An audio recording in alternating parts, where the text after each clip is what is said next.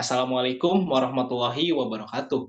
Alhamdulillahirrabbilalamin. Pada kesempatan kali ini kita dapat berkumpul dan berjumpa secara virtual melalui ruang Zoom yang insya Allah diberkahi ini. Yang terhormat Bapak Kosasih Adi Saputra, SPD MPD, selaku dosen pemampu mata kuliah Pancasila, serta teman-teman yang menonton pada channel YouTube kali ini. Pertama-tama, izinkan saya, Ruli Mulia Pratama, selaku moderator untuk membantu jalannya presentasi kali ini. Pada presentasi kali ini, kami mengangkat judul yaitu Pancasila sebagai dasar pengembangan IPTEK dalam upaya pencegahan stunting. Sebelum ke sana, saya akan memperkenalkan terlebih dahulu rekan-rekan dari kelompok 4. Next. Yang pertama ada Alia Dwi Andini, Novita Nur Ramadhani, Ruli Mulia Pratama, Nadia Febriana, Mutia Hadi Pratiwi, dan Adis Anindya Rahmadani. Untuk mempersingkat waktu, saya serahkan untuk presentasi kepada presentator pertama. Waktu dan layar saya persilahkan. Terima kasih kepada moderator atas kesempatan untuk saya untuk bisa menjelaskan materi mengenai Pancasila dan juga IPTEK. Yang pertama, pengertian dan juga penjelasan dari Pancasila. Pancasila berasal dari panca yang berarti 5 dan sila yang berarti bersama, di atas landasan atau aturan perilaku yang penting dan baik. Pancasila sebagaimana terdapat dalam pembukaan Undang-Undang Dasar 1945 adalah dasar negara dari Negara Kesatuan Republik Indonesia harus dilaksanakan secara konsisten dalam kehidupan bernegara. Tujuan nasional sebagaimana ditegaskan dalam pembukaan Undang-Undang Dasar 1945 diwujudkan melalui pelaksanaan penyelenggaraan negara yang berkedaulatan rakyat dan demokratis dengan mengutamakan persatuan dan kesatuan bangsa berdasarkan Pancasila dan Undang-Undang Dasar 1945. Nilai-nilai Pancasila ini juga telah teruji dalam dinamika kehidupan berbangsa dan bernegara periode kepemimpinan Indonesia. Hal ini sebenarnya telah menjadi kesadaran bersama bahwa Pancasila merupakan tatanan nilai yang digali dari nilai-nilai dasar budaya bangsa Indonesia, yaitu kelima sila yang merupakan kesatuan yang bulat dan utuh, sehingga pemahaman dan pengalamannya harus mencakup semua nilai yang terkandung di dalamnya. Next.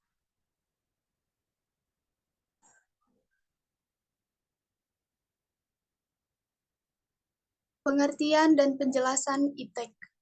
Sebelumnya, kita harus mengetahui dulu pengertian dari ilmu pengetahuan dan juga teknologi.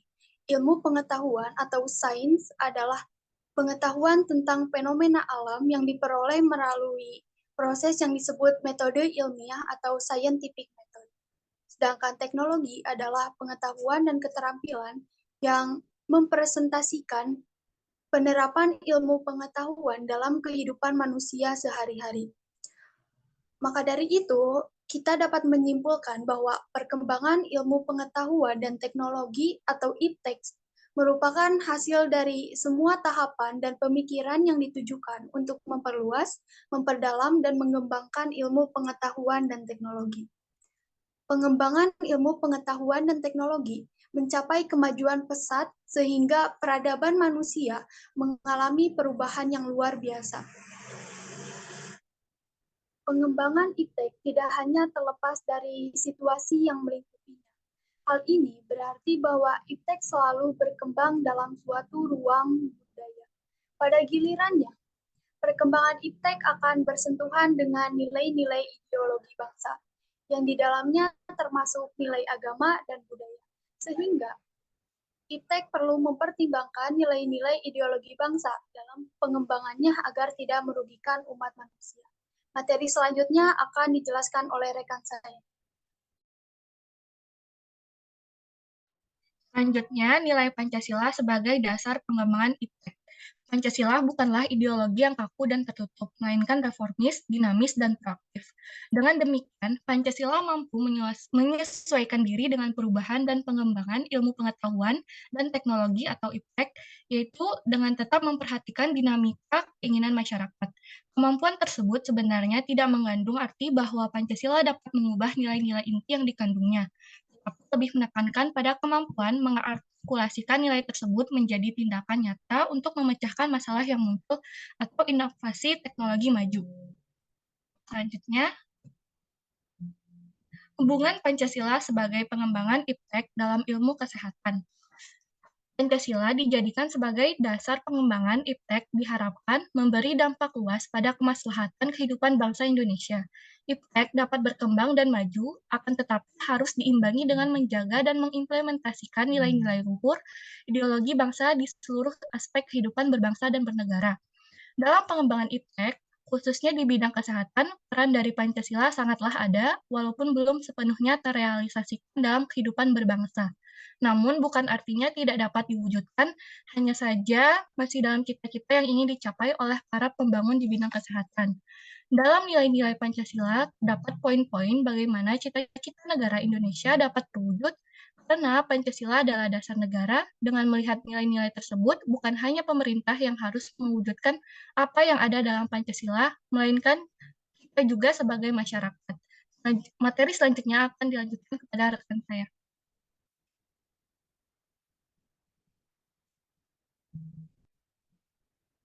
Baik, terima kasih kepada Adis. Untuk yang selanjutnya yaitu peran Pancasila dalam pengembangan IPTEK di bidang kesehatan. Untuk yang pertama, sesuai dengan nilai Pancasila, yang pertama yaitu ketuhanan yang Maha Esa. Sebagai manusia ciptaan Tuhan, tenaga medis melakukan atau melaksanakan tugas hanya berdasarkan ketuhanan yang Maha Esa. Dan mereka percaya dalam setiap langkah yang mereka ambil, selalu ada Tuhan yang menyertai. Untuk nilai Pancasila yang kedua yaitu kemanusiaan yang adil dan beradab.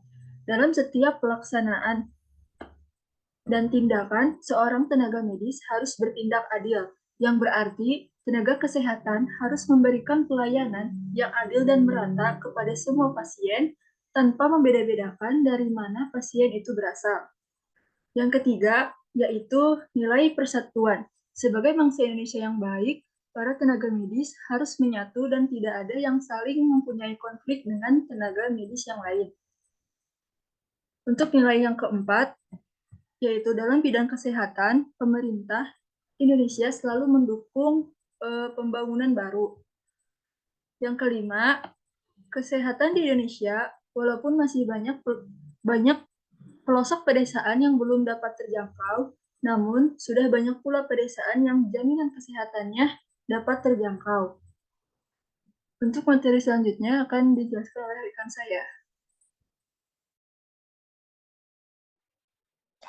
Baik, terima kasih kepada Mutia. Yang selanjutnya ada pengertian dari stunting. Stunting merupakan gangguan pertumbuhan yang dialami oleh balita yang mengakibatkan keterlambatan pertumbuhan anak yang tidak sesuai dengan standarnya, sehingga mengakibatkan dampak baik jangka pendek maupun jangka panjang.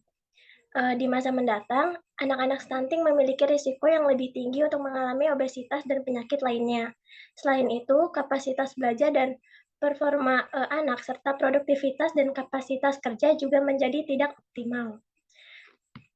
Selanjutnya ada penyebab dari stunting sendiri, yaitu yang pertama, asupan gizi dan nutrisi yang kurang mencukupi kebutuhan anak, yaitu sejak awal masa emas kehidupan pertama, dimulai dari dalam kandungan sampai dengan usia 2 tahun, yang mana tinggi rata-rata anak kurang dari anak seusianya. Yang kedua, pola asuh yang salah akibat kurangnya pengetahuan dan edukasi bagi ibu hamil dan ibu menyusui. Yang ketiga, buruknya sanitasi lingkungan tempat tinggal, seperti kurangnya sarana air bersih dan tidak tersedianya sarana MCK yang memadai. Yang keempat, keterbatasan akses fasilitas kesehatan yang dibutuhkan bagi ibu hamil, ibu menyusui, dan balita. Next.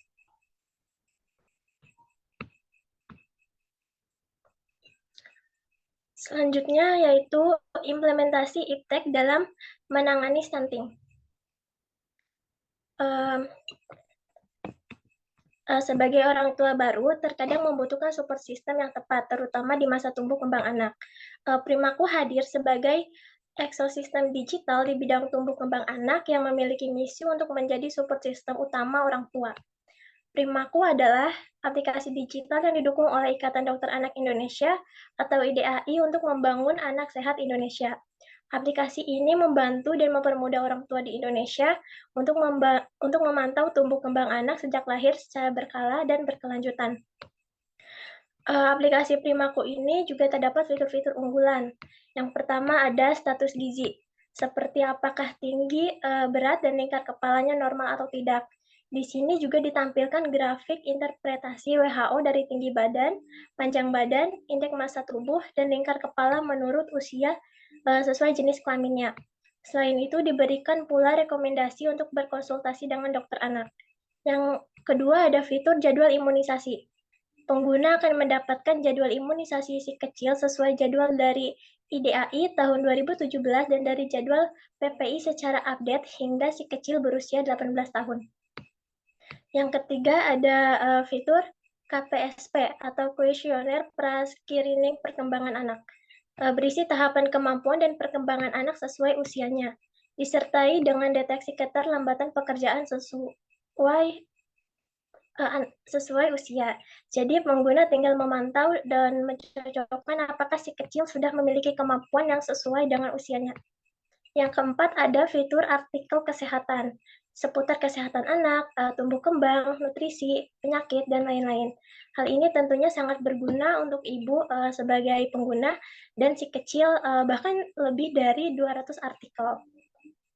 Kemudian terdapat juga kelas parenting yang dikategorikan berdasarkan usia anak, yaitu 0-6 bulan, 7-12 bulan, 1-3 tahun, dan 3-5 tahun.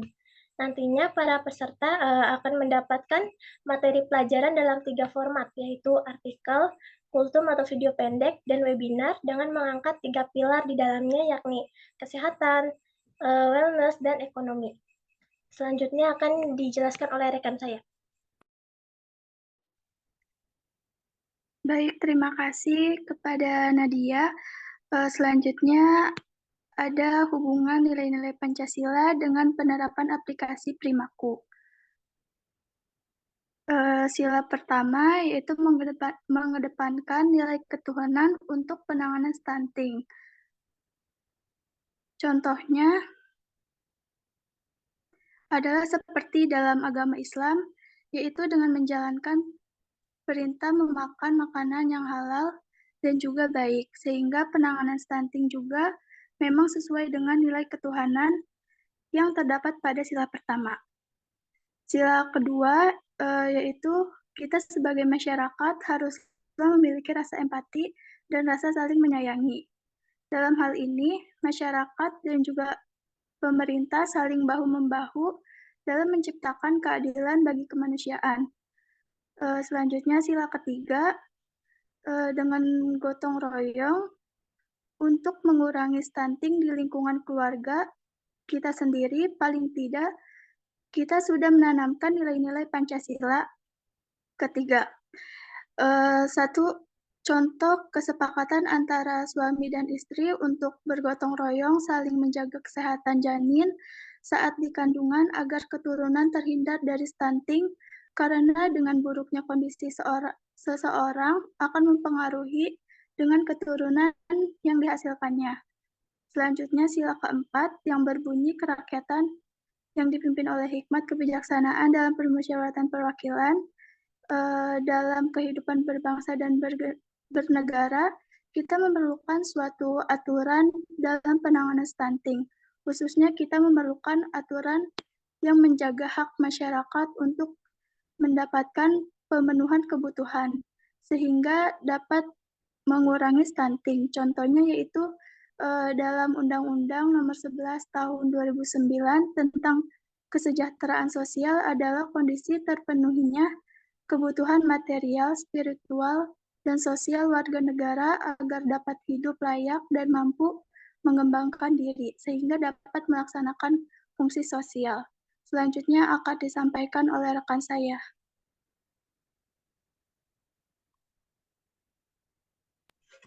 Baik, untuk sila kelima yaitu dengan berkeadilan sosial, kita mampu menciptakan masyarakat yang mampu melaksanakan fungsi sosialnya. Dengan begitu, eh, dalam masyarakat, eh, unsur-unsur sosial ini akan berkeadilan sehingga menciptakan masyarakat yang mampu eh, mengimplementasikan nilai-nilai Pancasila yang lainnya juga. Baik, mungkin sekian presentasi kali ini. Terima kasih kepada rekan-rekan presentator yang telah menyampaikan presentasinya. Sebelum saya akhiri, saya akan menyampaikan kesimpulan dari presentasi kali ini. Pancasila merupakan dasar negara Indonesia, sehingga dapat disimpulkan bahwa Pancasila adalah falsafah, dasar, dan ideologi negara yang diharapkan dapat menjadi dasar kesatuan gaya hidup bangsa Indonesia. IPTEK merupakan hasil dari semua tahapan dan pemikiran yang ditujukan untuk memperluas, memperdalam, dan mengembangkan ilmu pengetahuan dan teknologi. Dengan demikian, Pancasila mampu menyesuaikan diri dengan perubahan dan perkembangan IPTEK, yaitu dengan tetap memperhatikan dinamika keinginan masyarakat. Stunting adalah gangguan tumbuh kembang yang dialami anak akibat gizi buruk, infeksi berulang, dan stimulasi psikososial yang tidak memadai. Primaku sebagai aplikasi digital dari partner resmi Ikatan Dokter Anak Indonesia dan Kemenkes berkomitmen untuk terus berperan aktif menekan angka stunting di Indonesia. Penerapan aplikasi Primaku merupakan sebagai bentuk gotong royong yang dilakukan oleh para ahli kesehatan dan juga orang tua yang menjadi cerminan dari implementasi nilai-nilai Pancasila. Sekian presentasi yang bisa kami sampaikan. Terima kasih atas perhatiannya. Wassalamualaikum warahmatullahi wabarakatuh.